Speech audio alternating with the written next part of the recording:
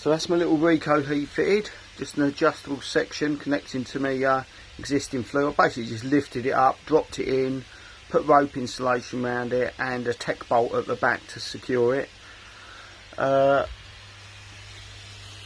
put the pipe work going through there, so there's no chance of it getting close to the stove. Connects onto there, and I've got the pump around the back there, and obviously electricity supply around to there. And the heat, the difference that this makes is absolutely shocking. It's not like some stove fan, nothing like that at all.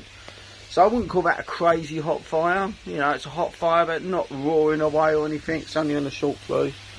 And if you hold a piece of paper here for any amount of time, you can see it scorches it. You can get your hand sort of here comfortably. Any closer, no, that is absolutely red off. And as you come back, there's like a wall of heat that hits you. So yeah, really, really impressed.